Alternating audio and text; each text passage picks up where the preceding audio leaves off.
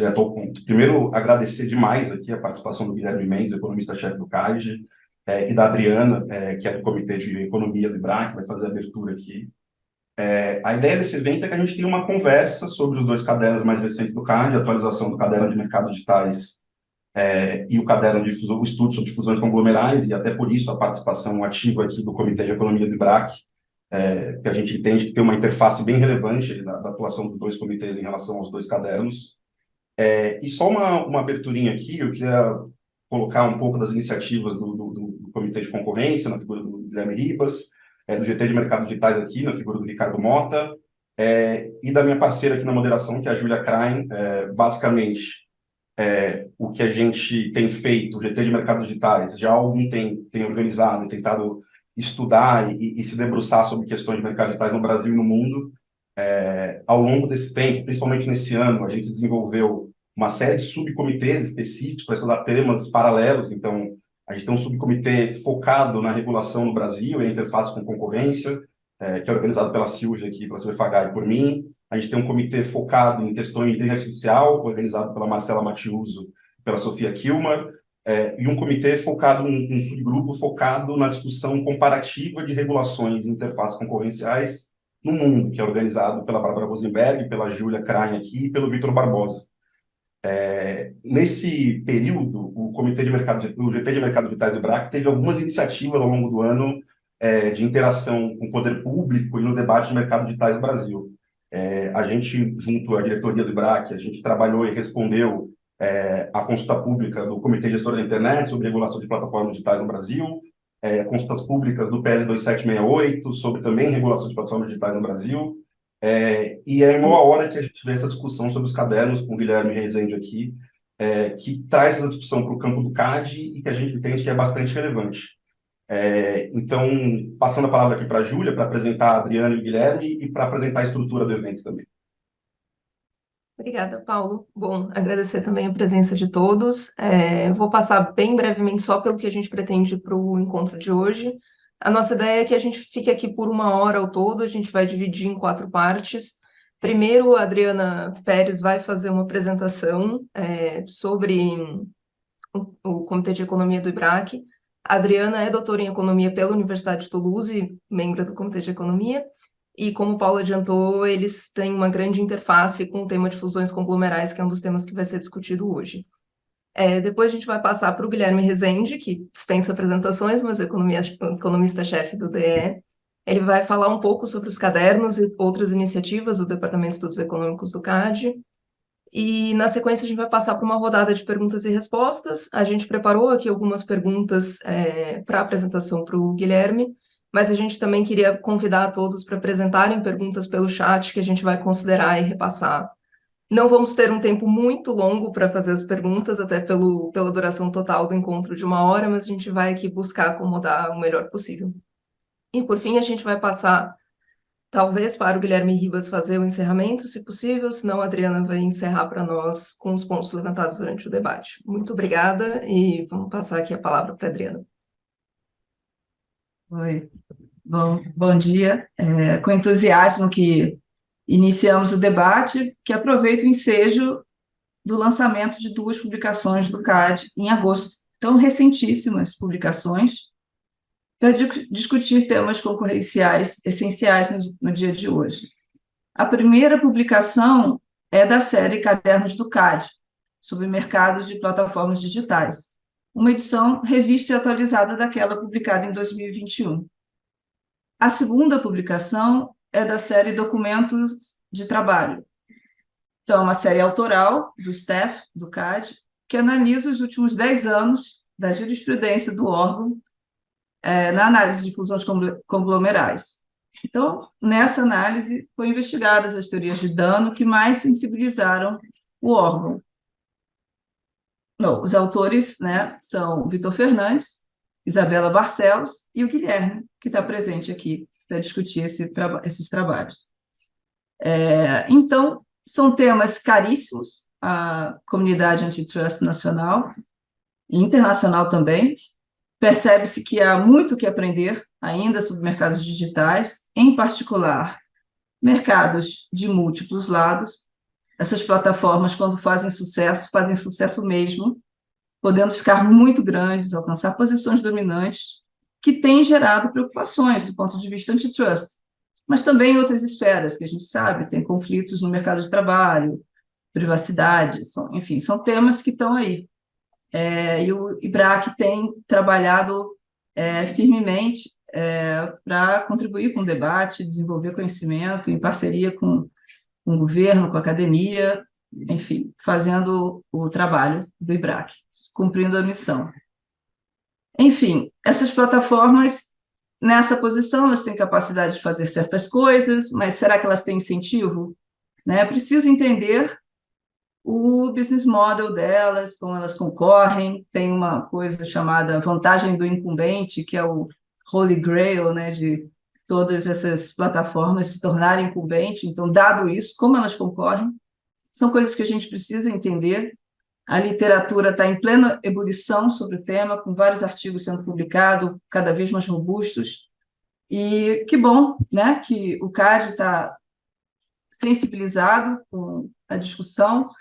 Que bom que estamos aqui para discutir 2 estudos de fôlego. Eu vou passar a palavra aos nossos excelentes moderadores, Júlia Cain e Paulo Oliveira, e eles têm se dedicado realmente, através do Comitê de Mercados Digitais, a gente contribui também. Ontem nós submetemos as impressões do IBRAC, né, sobre o Guia V, aliás, V+, né? Então, enfim, essa parceria tem sido muito profícua e eu fico muito feliz de fazer parte desse encontro aqui. Passo a palavra aos moderadores nessa aula de debate. Obrigado, Adriana. Eu acho que, para a abertura, basicamente, como a Adriana colocou mesmo, colocando a importância do debate. E, para a gente não demorar muito mais, também passar a palavra para o economista-chefe, Guilherme. Muito obrigado pela presença de novo. E a palavra é sua. Bom dia a todos. Obrigado mais uma vez pelo convite. Então, vamos lá. Vou tentar ser bastante objetivo aqui. Eu sei que nosso tempo é curto, né? Eu acho que os documentos estão aí para vocês lerem. E aqui eu acho que é o momento mais de passar as ideias principais e depois ir para as perguntas mesmo, para a gente ir para o debate, que eu acho mais interessante. Então, mais uma vez, obrigado pelo convite, Adriana, Paulo, Júlia, estou vendo aqui o Ricardo e a Silva também. Muito, muito bom tê-los aqui. E agradecendo aqui a Dora aqui, que me salvou, mandando o link para que eu pudesse entrar a tempo aqui. Em relação aos cadernos, queria só passar rapidamente, a gente já está na 19ª edição, então é um trabalho que a gente vem fazendo cada vez, digamos assim, com mais afinco, né? A gente começou em 2014 com o primeiro caderno aqui, 2013, na verdade, com o primeiro caderno de varejo de gasolina, né? Geralmente 1 por ano, e agora a gente está conseguindo publicar 3, muitas vezes 4 por ano, né? Então já estamos na fase agora de atualizações, né? Pegando aqueles cadernos que tem mais casos, que já passaram algum tempo, né? Já atualizamos alguns, mercado de saúde, por exemplo. Mas esse caderno de plataformas digitais, ele é interessante porque até a sua atualização foi mais rápido, acho que mostrando o dinamismo desse mercado, né? Geralmente os mercados tradicionais, a gente tá com uma meta aí de atualizar entre 5 e 6 anos, né? E aqui esse caderno a gente atualizou em menos de 3 anos, né? Em 2 anos aí a gente já tem uma atualização. Então o primeiro foi de 95 a final de 2020 e esse está pegando o final de 2020 a final de abril desse ano, tá? Aqui é só um histórico, né, para mostrar a dinamicidade desses mercados de plataformas digitais. Aqui o título do caderno mostra isso, né, mercados, né? Aqui a gente não está tratando de um mercado relevante apenas, são vários mercados relevantes tratados aqui no caderno e que a gente tenta consolidar, né, com essa linha mestra que são as plataformas, discussão de plataformas digitais. Então, a gente pode ver que no primeiro caderno a gente tinha 143 atos de concentração, e em apenas 2 anos, né? Na verdade, a atualização é de 2 anos aqui, ele foi lançado agora em início de 2003, mas ele pega basicamente 2 anos aí de atos de concentração, e foram 90 casos, né? Então, a gente vê como que esses modelos de negócio, né, sob, né, a plataformas digitais, estão crescendo bastante. Aqui um outro detalhe, não sei se está dando para ver os anos aqui embaixo, mas a gente colocou aqui de 95 a 2020 nesse primeiro caderno, né? Mas, na verdade, os casos só começam mesmo em 99. Então, os primeiros aí 4 anos, digamos assim, de pesquisa nossa ali no início, que a gente tem dados ali no SEI, né, eletrônico, é fácil fazer a consulta, a gente não encontrou nada, né, mostrando realmente que isso é uma tendência aí dos anos 2000 para frente. Aqui os mercados analisados, aqui é só para observar que a gente, ao fazer essa atualização, a gente encontrou vários outros mercados sendo analisados aqui, né, tendo casos no CAD, né? Cerca de 10 mercados que não existiam, né, não tinham sido analisados na versão do caderno passado, e agora o CAD, nesses 2 anos, começou também a olhar para esses outros mercados. Eu não vou listá-los aqui, mas estão aí, e o caderno discrimina bem esses mercados, mas ainda uma predominância por varejo online e publicidade online.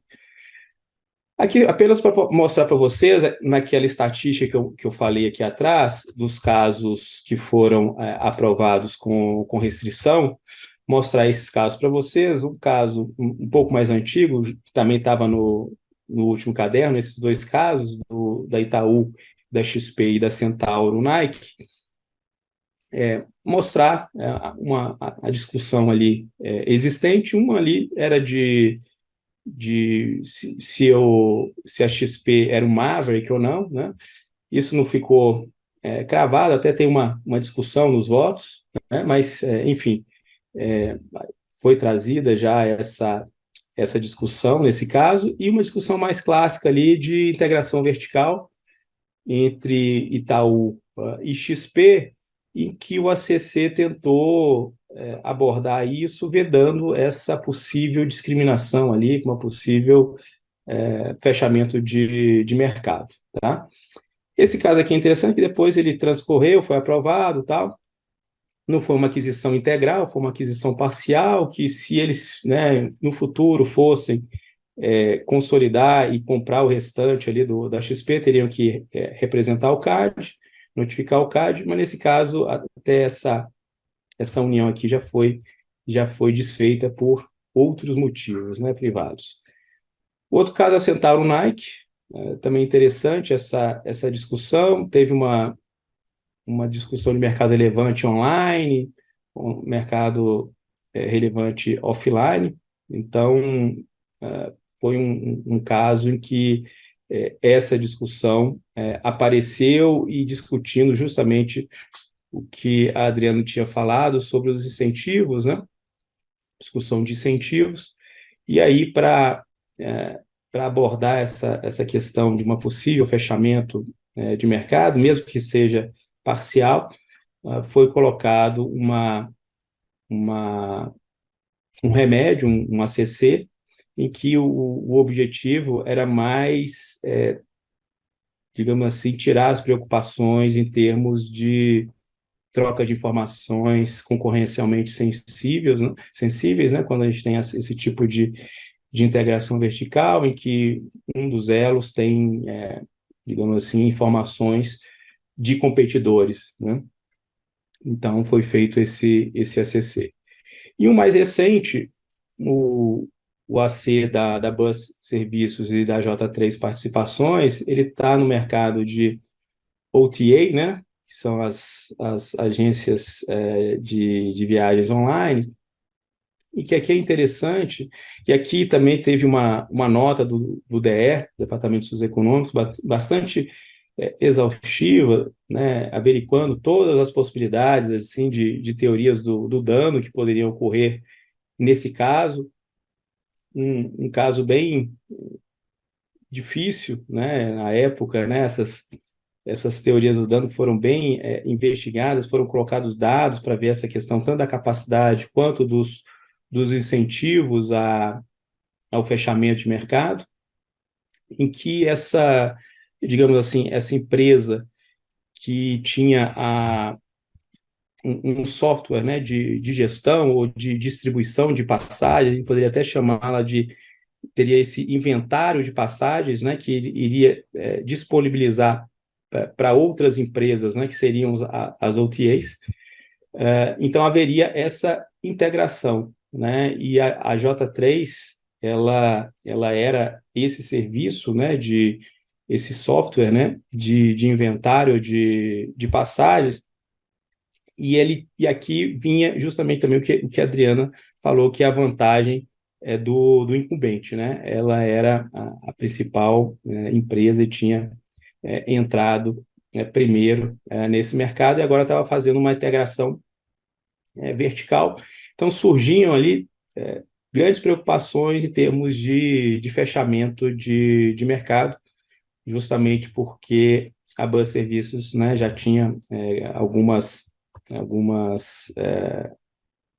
empresas, né, do setor rodoviário, né, de ônibus, e poderia realmente privilegiar e fechar, e tanto por meio de contratos de exclusividade, tanto a jusante quanto a montante. Então, o ACC, o remédio, né, veio justamente para eliminar, né, essas preocupações de fechamento de mercado com contratos de exclusividade. Aqui eu já pontuo, né, esse termo, né, esse assunto de contratos de exclusividade, ele tem aparecido na maioria dos casos, tanto em atos de concentração como em condutas unilaterais. Então, aqui é até interessante que o ACC ele vem, muitas vezes, evitar um problema a posteriori, né, que poderia até aparecer como uma conduta anticompetitiva. Então, aqui o ACC ele já evita futuros, né, problemas com condutas a partir dessa operação, tá? Então, aqui também a gente observa essa questão de troca, né, de se evitar troca de informações sensíveis, e, nesse caso aqui, também teve a implementação de um programa de compliance, tá? E aí os cadernos também têm a sua parte de condutas, né? E aqui as condutas foram 23, né, investigações iniciadas, 9 ainda estão em instrução, 11 arquivadas e 3 encerradas por meio de TCC. A gente vê também, nesse último período da atualização, um crescente número de casos, né? E até alguns deles também, apesar de não ter uma decisão, ainda está em instrução, alguns também tiveram medida preventiva, tá? Predomínio aqui, como eu já tinha falado, né, de acordos de exclusividade. Esses contratos de exclusividade em plataformas digitais têm sido bastante investigado, né, e tratado pelo CAD, e, logicamente, esse termo, né, abuso de posição dominante, né, que vai ensejar aí vários tipos de abusos. Principais mercados afetados: busca, comparação de preços e publicidade online, e aplicativos de intermediação de transporte de passageiros. Aqui eu trago só 2 casos mais recentes, esse da Total Pass e da GPBR Participações, que é a Gympass, nesse mercado, né, de academias. Então você tem uma plataforma que vai agregar várias academias para se vender para o setor privado, esses passes, né, essa possibilidade dos funcionários irem à academia. E aqui você encontra novamente a imposição de cláusulas de exclusividade como uma conduta anticompetitiva, logicamente, depois de se passar por aquele espaço, né, de capacidade, ver market share, ver posição dominante e ver os os incentivos, né? Identificado realmente essa maior probabilidade aí de exercício de poder de mercado, né, e de abuso dessa posição dominante por meio de cláusulas de exclusividade, se passou por um acordo, né, nem se precisou chegar ao final, o julgamento, a própria empresa veio a fazer o acordo. Então, a Total Pass, ela veio, quer dizer, a Gympass, né, veio fazer o acordo e limitando, né, esses contratos de exclusividade, né, no máximo aí a 20% da sua base de academias em municípios ou zonas de municípios, né? Então, esse remédio, né, mais uma vez aí utilizado pelo CAD, tá? Por fim, aqui um outro caso, a conduta aqui da iFood, né, uma denúncia da RAP e da Abracel, também por adoção de práticas restritivas, né, tentativa, logicamente, de fechamento de mercado, utilizando o meio de contratos de exclusividade, né? Então, aqui também volta, né, todo aquele argumento da vantagem do incumbente e ele, né, aumentando aí a extensão desses contratos de exclusividade com os restaurantes, ele pode inibir a entrada de novas plataformas de entrega de comida, né? Então, o CAD, até nesse ACC, foi um ACC bastante discutido, né?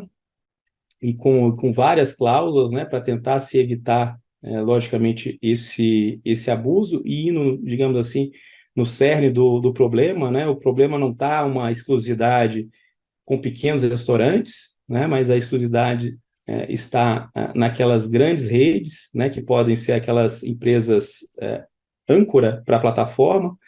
Então, a ACC veio vedar essas exclusividades com as redes em que a marca congregasse 30 restaurantes ou mais, né? Então, ele focou mais nessas empresas, né, de restaurante âncoras.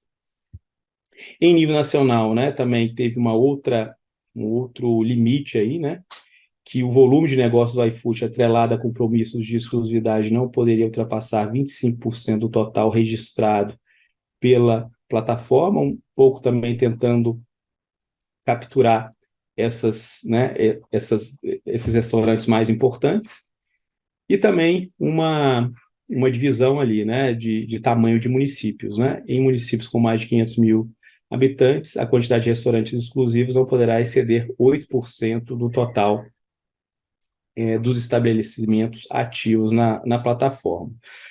Tudo isso na tentativa de diversas maneiras aí de proibir essas cláusulas de exclusividade, né? E deixar esse mercado aberto para novas plataformas e que elas possam angariar esses restaurantes, digamos assim, âncoras, tá? Dito isso, eu acho que esse é um breve cenário aí do caderno, tá? Minha ideia aqui realmente passar mais rápido, a gente discutir e ir para as perguntas, eu acho que é o mais interessante. Aqui, brevemente, sobre o documento de trabalho, só pontuar, né, a diferença dessas duas publicações. Nos cadernos é uma publicação mais institucional, né, feita pelos servidores, logicamente, do DE. Aqui já agradecendo o tremendo trabalho, né, nesses cadernos, né, de todos os servidores, nesse de plataformas. A Camila, né, teve um papel aí fundamental, o Gerson como coordenador também. Aqui, nesses cadernos, nesses documentos de trabalho, é um pouco diferente, em que a gente não tem um padrão, né, de análise ali, vocês vão ver que os cadernos são todos iguais, assim, em termos de formato, né? Aqui não, aqui nos documentos de trabalho é como se fosse um artigo, um texto para discussão, em que nós, do CAD, não necessariamente só apenas o DE, mas a SG, tribunal, podemos lançar documentos tratando de temas referentes aqui à defesa da concorrência, nesse caso, um texto em que dividi aqui a parceria com o Vitor e com a Isabela.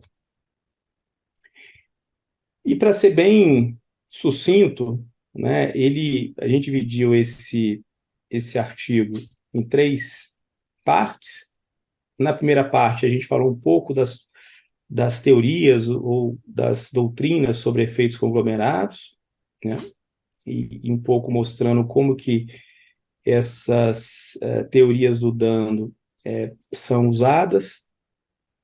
E aqui é um ponto interessante, que quando a gente pensou em fazer esse documento, a gente não quis nos restringir para plataformas digitais, né? A ideia aqui foi pegar todos os casos tradicionais, offline e online, justamente para ver essa evolução histórica do tratamento, né? Como eu disse lá no caderno, né, os casos de AC só começaram a aparecer de plataformas a partir de 1999, né? E a gente sabe que teoria, né, de fusões conglomerais, ela vem desde antes. Então, um pouco foi também traçar essa discussão histórica. Basicamente, né, a gente tem 4 teorias para identificar esses danos à concorrência, né, com operações de efeitos conglomerados. A atuação transversal, aqui coloco primeiro porque ela talvez seja a mais utilizada, tanto no CAD como internacionalmente, né? E ela vem da ideia, né? A atuação transversal, ela vem justamente dessa ideia de se alavancar uma posição em um mercado que você domina para entrar em outro que você digamos, entrante, né? Então, você pode alavancar essa posição sua em outro mercado em que você é entrante de maneira anticompetitiva. E aí você tem, né, condutas, né, como venda casada, né, o bundling, o time, que são condutas muito verificadas nesse tipo de atuação transversal. Fortalecimento do poder econômico, né, está mais ligado apenas, talvez, ali a verificação ali da parte do orquestrador desse sistema, né, desse ecossistema, e você aumentar essa posição dominante nesse sistema, e aí atuar, né, de maneira anticompetitiva, né, por vários meios, aí, sabendo que você tem ali um bolso fundo, né, você pode fazer subsídios cruzados e tentar eliminar concorrentes. Redução substancial da concorrência, também ligado um pouco nisso, né, de você trazer para o mercado um desincentivo a entradas de novos concorrentes, justamente sabendo que você é um grande player, né, um grande player desse ecossistema. Então, você, de várias maneiras, pode reduzir essa concorrência, muitas vezes essa concorrência potencial, tá? E aumento da concentração agregada digamos assim, é uma teoria um pouco até mais controversa, né? Que você assim, você pode punir ou puniria uma fusão apenas por esse aumento da concentração por si só, né? Não necessariamente precisa trazer muitos outros argumentos. De maneira prática, né, eu acho que é por isso, né, que a maioria das autoridades até hoje, até de maneira conservadora, tenta fazer um link, né, da sua, digamos assim, da sua atuação em mercados tradicionais, em mercados de análise de concentração horizontal, e a atuação transversal é um meio que traz, digamos assim, esse racional que você consegue até ligar, né, condutas, né, de bundling, time, a essas teorias ou a esses mercados, né, mais novos, né, modelos de negócios mais novos. E aí a segunda parte do artigo é essa tentativa de se fazer essa transição ou essa discussão para os mercados digitais. Como eu havia dito, né, já era possível, né, por meio da teoria de atuação transversal e já fazer esse link, e muitos dos casos de economia digital que passaram pelo CAD já utilizavam essa teoria. Mas aqui,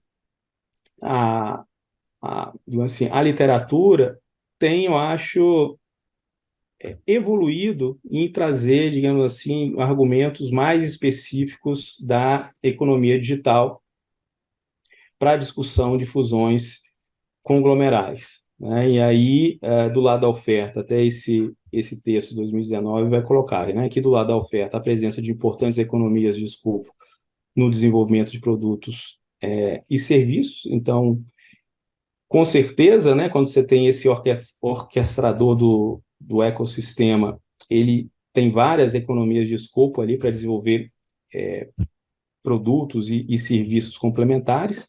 E do lado da demanda, o consumidor também vê sinergias em consumir produtos e serviços que fazem parte desse ecossistema. Então, a probabilidade, né, em fusões conglomerais, né, que é um crescimento não orgânico, digamos assim, né, dessa empresa, a plataforma central, o orquestrador ali, ela pode distorcer a concorrência, alavancando suas barreiras à entrada e impedindo que concorrentes ou possíveis concorrentes entrem nesses mercados, ou mesmo aqueles que já estavam lá não consigam se sustentar, né? Justamente pela essa força, né? dessas plataformas maiores, né? Força em vários sentidos, né? Tanto econômica, tanto das economias, né? E das economias de rede, tantos efeitos diretos, indiretos. Então, tudo isso faz com que eles tenham um poder maior e possam imprimir aí alguma conduta anticompetitiva. Aqui, já finalizando, a gente traz esse resumo das fusões conglomerais. A gente pode ver que nos últimos anos também, acho que acompanhando ali a tendência do caderno de plataformas e olhando aqui só fusões conglomerais, a gente pode ver um aumento grande desses casos. Por mais que a gente não tenha tantas aprovações com restrições, os casos têm sido analisados com mais detalhamento, né? Mesmo que seja uma aprovação sem restrição. E aqui os últimos 3 casos, que a escolha também de detalhar no caderno foi simplesmente porque na nossa revisão de literatura a gente já tinha visto que outros casos, né, já tinham sido foco de um maior detalhamento em outros estudos. Então aqui a gente preferiu dar prioridade para uma discussão de casos mais recentes e que não tinham sido comentados aí em outros artigos, tá? Aqui o caso da Stone e da Lynx, né? Aqui também uma teoria do dano, 2 teorias do dano por trás. Na verdade, essa Lynx é um software de gestão empresarial em que poderia ser utilizado ali como uma plataforma para você discriminar outras empresas de adquirência. Então, eu vou só aceitar a Stone, né, e não vou aceitar outras empresas de adquirência. Aqui, o CAD, numa análise de capacidade e incentivo, viu que não teria grandes, nem capacidade nem incentivo para fazer isso. Primeiro porque você não tinha uma sobreposição de clientes, né, da Lynx e da Stone, eram clientes diferentes. Então, primeiro não tinha essa possibilidade. E também, em termos de incentivos, baixos incentivos, aí essa conduta não seria tão lucrativa para a empresa, né, conjunta. Outro ponto que aparece nesse caso aqui é uma discussão de troca de informações sensíveis, né? Como eu já tinha até discutido lá atrás, esses casos têm em todo caso, assim, tem essa discussão, mas também aqui a própria regulação do Open Banking e tal já soluciona essas preocupações. A mesma preocupação surgiu aqui na Magalu e na Hub, né, de troca de informações confidencialmente sensíveis, e depois de uma análise mais pormenorizada pelo tribunal, né, esses dois casos subiram para o tribunal para uma análise mais detalhada, né? Se viu que não tinha grandes preocupações e os dois casos foram aprovados sem restrição. Muito da própria legislação, né, que hoje já existe, né? Falei do Open Bank, em que o cliente, né, dando o aval, né, para troca de informações, né, para compartilhamento, né, dessas informações concorrentes, não é um problema em si.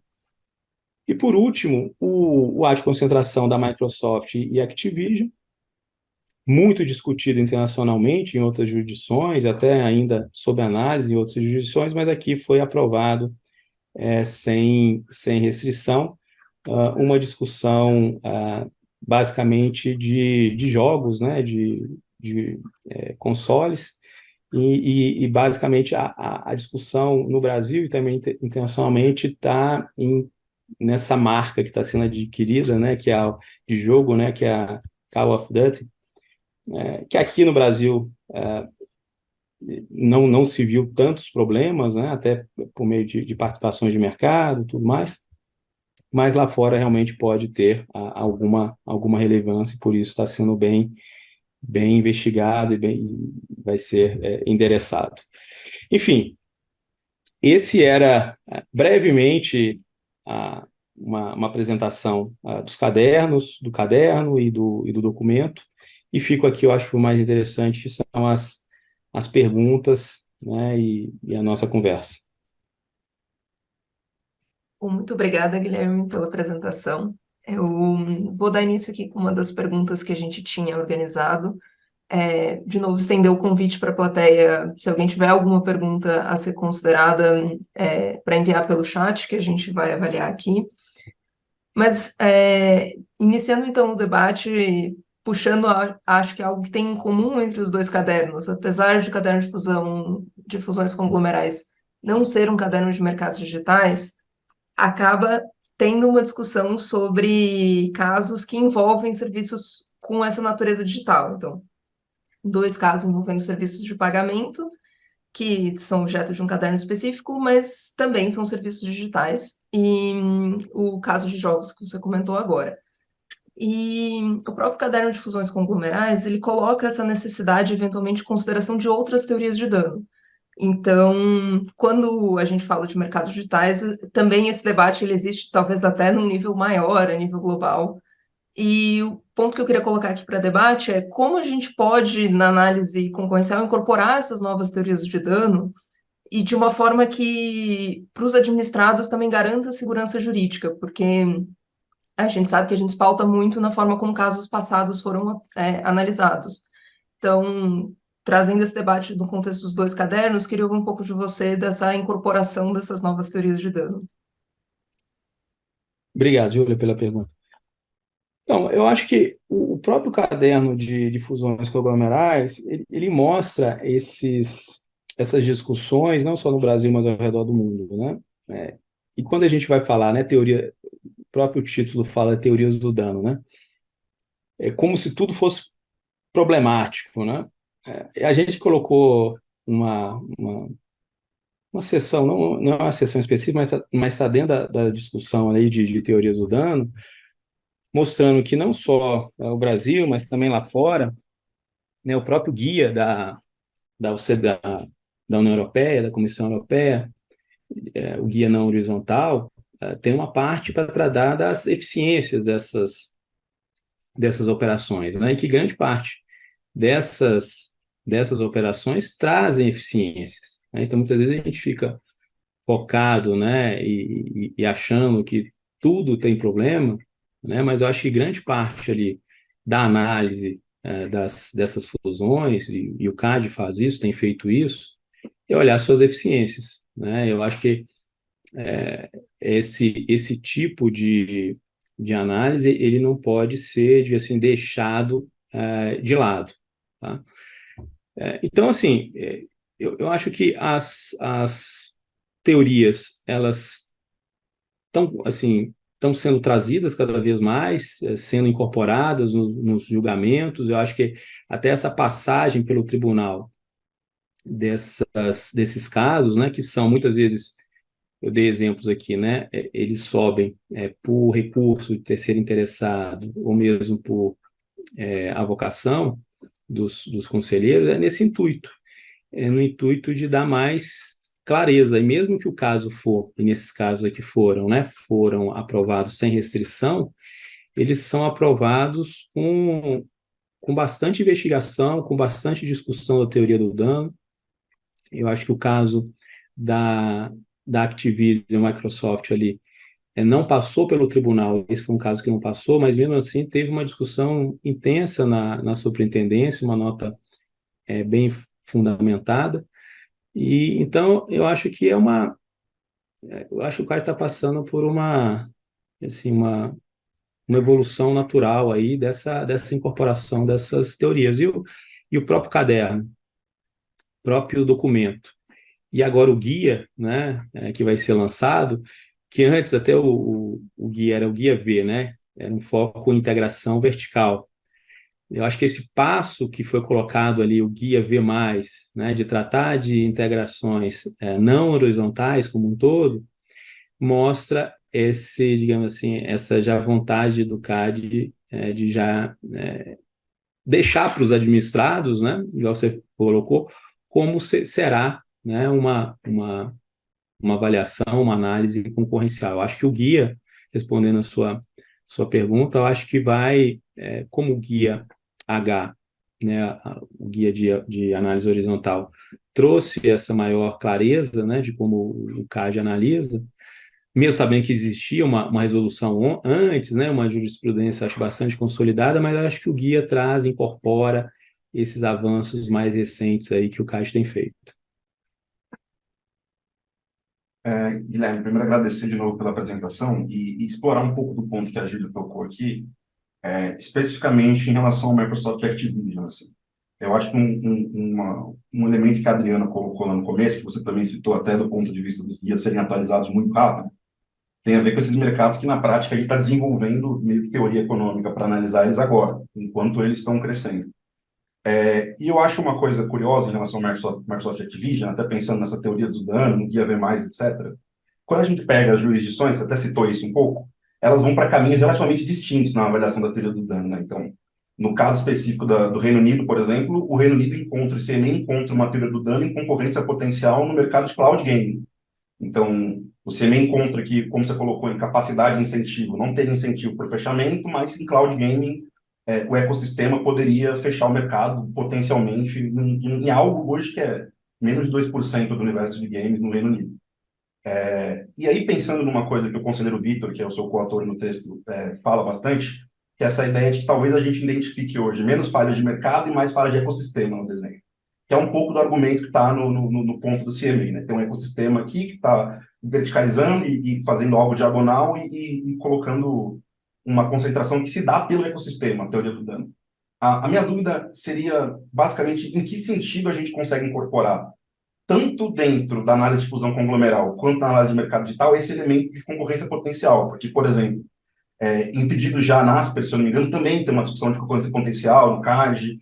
Em iFood, depois na análise da conduta, a concorrência potencial volta a ser discutida. Então, e essas diferentes decisões das jurisdições nunca apontam para isso. Né? Uma jurisdição que pensa muito em concorrência potencial, enquanto a Comissão Europeia não levou isso em consideração tanto na decisão deles. Eu queria entender como você vê o CAD nesse processo e como você vê essa discussão para mercados digitais per se. Obrigado, Paulo. Ótima pergunta. Assim, e difícil, né? É difícil ter uma resposta, mas o que eu penso sobre essa discussão, vamos começar primeiro olhando evidências, né? Eu fiz uma orientação de uma dissertação de mestrado, já foi apresentado, acho que no IBRAC, o Thales, ele fez uma dissertação mapeando as aquisições do GAFAM, né, que são as 5 maiores Big Techs ao redor do mundo, entre 2008 e 2018, tá? 10 anos. Cerca de 500 aquisições que foram feitas ao longo desse período. Grande parte dessas fusões eram aquisição de concorrência potencial, né, de concorrentes potenciais, ou seja, estavam em mercados adjacentes. Né? A teoria é muito mais clara, né, se podemos dizer que é clara em alguma coisa desses mercados digitais, em killer acquisition e aquisição de concorrente nascente. Porque esses dois conceitos, aquisição de concorrente nascente e killer acquisition, né, aquisições assassinas, envolve a aquisição de concorrentes startups, né, com menos, digamos assim, 5, 6 anos ali de existência, no mesmo mercado relevante. E isso representou, no estudo que ele fez, cerca de 5% das aquisições, aquisição de concorrente nascente ou killer acquisition. Todo o restante estava lá no bolo ali, né? 95% estava no bolo dessa discussão de concorrência potencial. E aí eu volto naquela discussão, né? É muito mais difícil, por quê? Porque a discussão entre efeitos pró-competitivos e efeitos negativos à concorrência é muito mais difícil fazer, né? Justamente porque os argumentos de eficiência são, muitas vezes, bem robustos, né? E então, nesse caso, a aquisição de concorrente potencial, as operações tendem a ter uma aprovação mais fácil, digamos assim, né? Logicamente que se você for pegar dentro dessas 500 fusões, né, aquisições que ocorreram ali do Dafan, que a gente não investigou, até mesmo porque essas fusões, aquisições, você precisa ter muita informação para chegar a uma conclusão, e aqui eu acho que é um ponto interessante, Paulo. Eu acho que o que difere talvez uma aprovação ou uma rejeição, um bloqueio completo, é a informação que você tem. E aí esse tipo de informação ela é bem mais difícil de se obter. Porque aí, ali, como você está esse sim, né, uma discussão de concorrência potencial, numa cognição ali muito, muito difícil, né, de prever, uma incerteza muito maior, você tem que ter uma prova mais cabal, né? E o que eu vejo nesses casos muitas vezes é que outras autoridades, muitas vezes, elas têm informação, alguns documentos internos das empresas que demonstram cabalmente, né, que aquela aquisição é realmente para eliminar concorrente. Então, quando você tem acesso a esse tipo de informação, eu acho que fica mais fácil, se tem alguma coisa fácil aqui, a chegar a alguma conclusão sobre o caso, né? Não tendo isso, né, você vai ter que fazer, né, algum exercício maior ali de previsão sobre os efeitos, para ponderar efeitos positivos e negativos dessa operação. A gente fez um exercício, né, não em mercados digitais, mas em mercados tradicionais, que foi o documento de trabalho anterior a esse, aí, o número 5, que também é bastante interessante. Foi um aluno meu do IDP que fez essa dissertação, mas também é nosso coordenador no DE, o Fernando. Ele fez uma discussão de concorrência potencial no setor aéreo, né? Mas lá é muito mais fácil, porque você tem dados, tem preço, né? Que é um dado que muitas vezes você não tem nos mercados digitais, e realmente chegou à conclusão que a eliminação ali de um concorrente potencial, a partir de uma análise de uma fusão, né, da GoObjet, você aumentou o preço, né, em rotas em que você tirou esse concorrente potencial. Então, o grande ponto é que acho que não existe dúvidas que a eliminação de concorrente potencial pode trazer prejuízo à concorrência.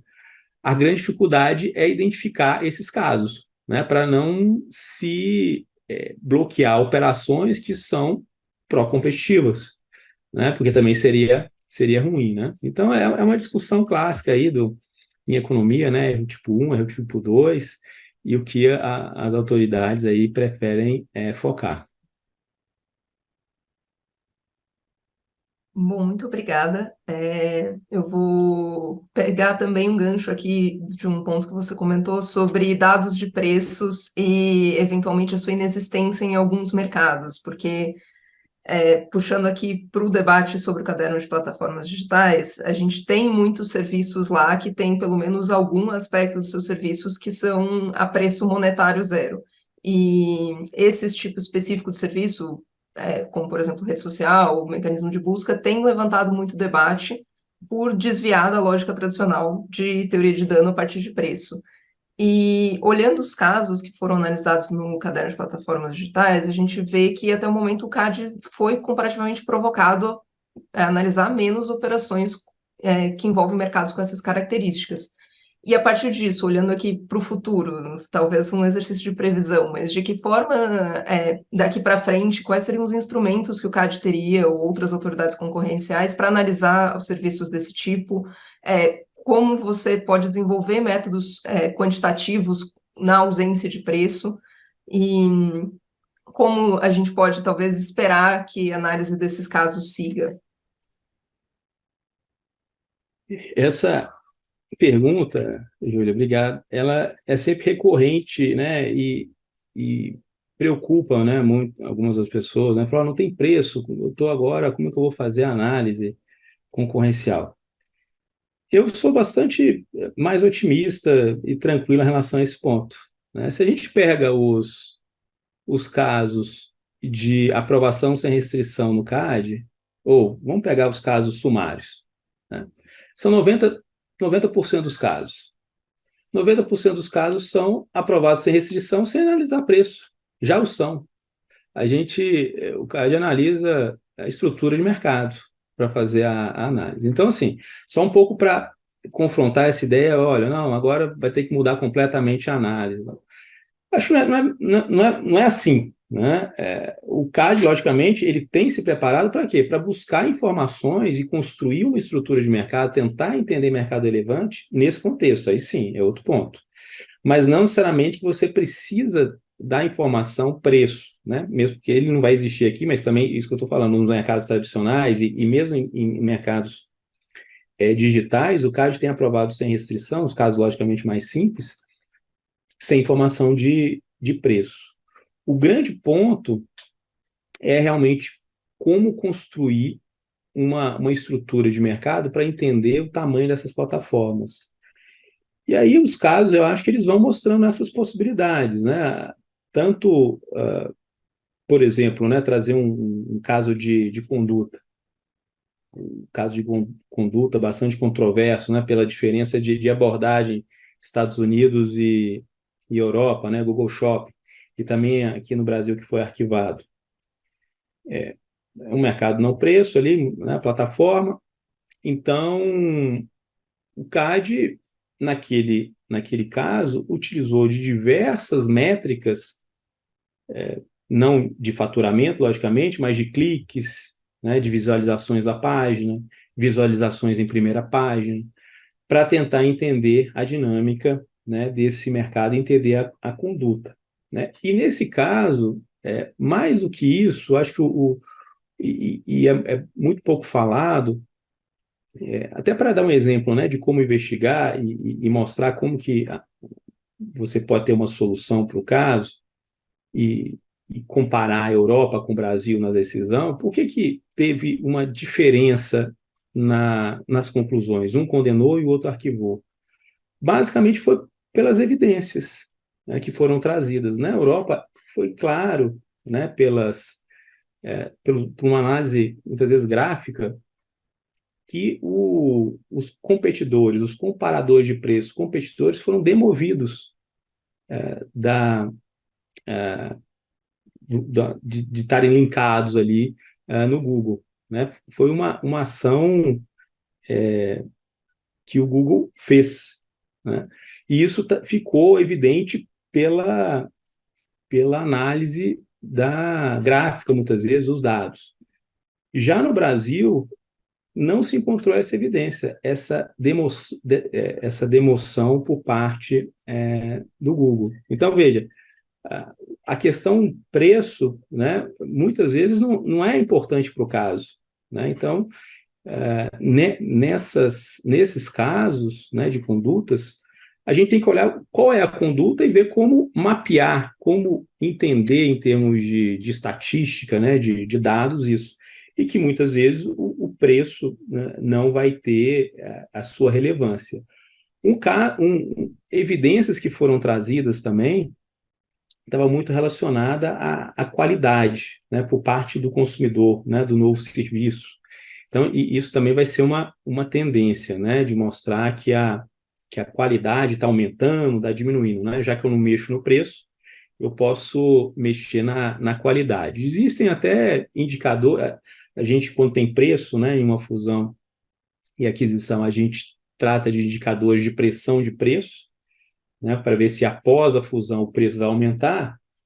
Hoje já existem, né, teoricamente, difícil ter implementação disso, justamente porque você não tem dados de qualidade, mas você pode ver os incentivos de uma plataforma degradar, diminuir a qualidade depois da fusão. Mas, então, já existem essas, digamos assim, essas metodologias que estão propondo olhar para a qualidade. A grande dificuldade realmente é tentar entender, né, capturar o que seria qualidade nesses ecossistemas, né, nessas plataformas. Tá? Mas eu acho que o CAD, até pela sua experiência, né, e lá fora também, os casos já julgados mostram que muitos desses casos podem ser resolvidos não olhando para preço. Né? Você tem outras informações que são capazes de te dar uma direção aí da solução do caso.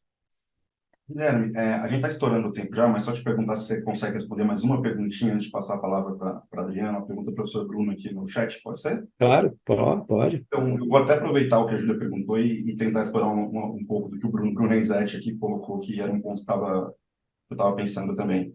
Acho que todo economista já viveu esse drama, que é garbage in, garbage out. Então, 90% do que a gente faz depende do dado que a gente consegue levantar.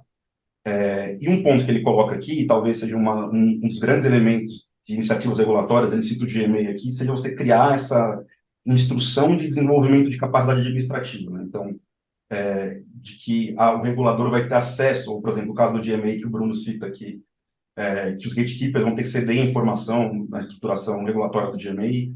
O Ricardo Medeiros, da LDE, estava na audiência pública do PL 2768, acho que a semana passada, citando que um dos pontos que o CAD levanta é ter acesso a dados da Receita para conseguir dados públicos da Receita, que hoje o CAD não consegue ter acesso para calcular alguns market shares, alguns elementos de mercado relevante. Então, o ponto do Bruno aqui, que eu queria explorar também, é essa ideia. O CAD já fez algo análogo dentro de um IA para pedir para plataformas informarem atos de concentração que não seriam informados sobre o critério de threshold atual. Você entende que tem algum elemento que o CAD pode colocar no ponto que o Bruno coloca, de criar critérios de notificação ou exigir mais transparência do ponto das plataformas para que a autoridade tenha acesso a informações e consiga mapear melhor esse mercado? Então, basicamente, no estilo que o GMA tem, o GMCC no Reino Unido também tem, então, que a maioria dessas iniciativas regulatórias tem, né, que é uma cláusula de transparência enquanto um do or don't da plataforma. Você entende que isso está no escopo, no horizonte do DE e do CAD? Eu acho que para tomar decisão, quanto mais informação você tem, melhor. Né? Mas é aquilo, pessoal, informação de qualidade, né? Precisa, para tentar entender.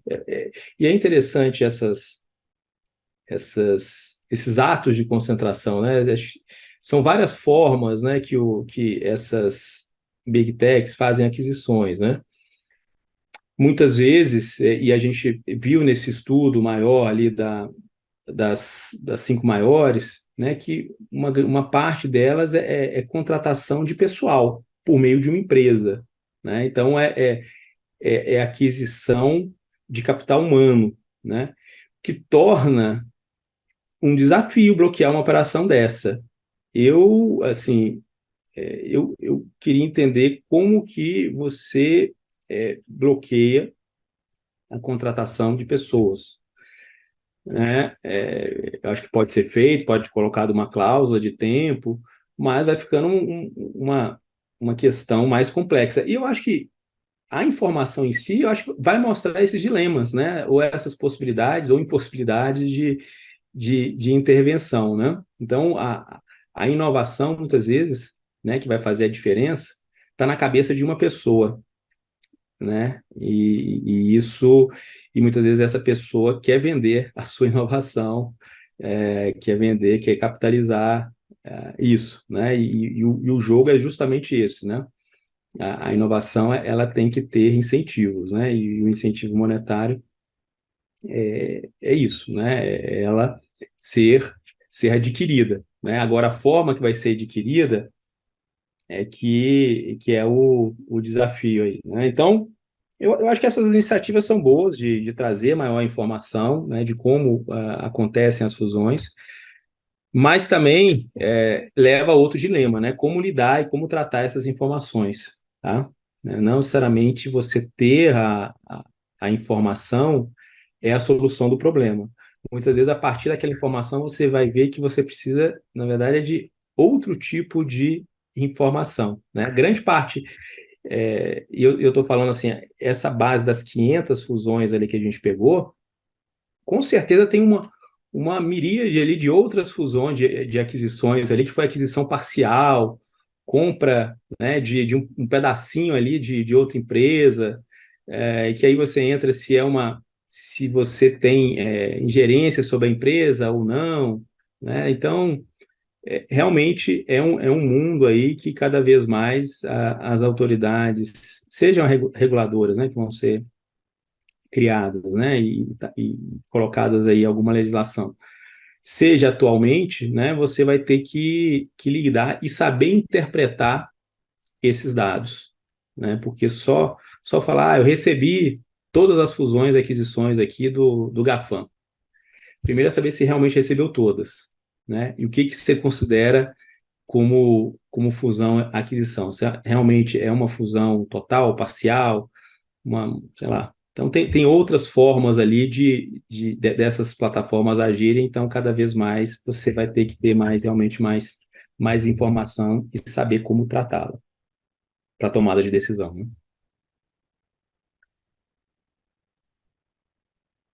Bom, muito obrigada pelas suas ótimas colocações. Acho que deram bastante coisa para a gente pensar aqui. E, inclusive, pelo avançado da hora, a gente vai encerrar, passar aqui para a Adriana fazer o encerramento, mas já adiantar aqui meu agradecimento pela sua presença e pela sua apresentação.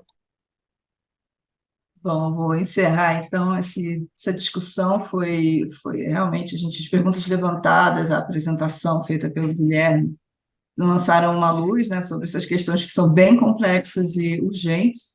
A gente está vivendo um processo de aprendizado aqui bastante intenso. Achei muito interessante o Guilherme, né, se referir às plataformas como orquestradoras, né? A gente pode até dizer que elas são quase que reguladoras, né, no seu próprio, né, intermediando esses mercados, e como é que a gente atua, né? O que significa o preço, né, nesse contexto, o que o poder de mercado dessas empresas, né? Então, isso é um tema importante, porque tem uma série de insights surgindo dessas análises mais dedicadas na, na academia e também entre as pessoas que atuam, os profissionais na área, pensando, ok, o que será a qualidade, deterioração da qualidade? Será que é redução da privacidade? Como é que essas coisas, né, se interrelacionam, né? Então, foram pontos que foram trazidos que eu agradeço muito, foram levantados, e acho que com isso eu encerro a discussão. Agradeço a participação de todos. Muito obrigada. Obrigado mais uma vez pelo convite. Tchau, tchau. É isso, gente. Muito obrigado. Obrigado pela participação, Guilherme, Adriana. A gente segue aqui no GT de Mercados Digitais, dando outras frentes. A Sofia e a Marcela estão tocando aqui, que logo, logo vai ter algumas interações. Agradecer o Ricardo pela organização, a Silvia pela organização. E é isso. A gente vai tentar conversar aqui com o Guilherme para ver se a gente consegue disponibilizar a apresentação. Eu vi algumas pessoas pediram. E, se possível, a gente envia no mailing do GT de Mercados Digitais. Caso alguém não esteja no mailing, pode mandar uma mensagem para mim, para a Júlia, e a gente adiciona para vocês poderem receber as informações, as reuniões do GT. Então, de novo, muito obrigado a todos e bom dia.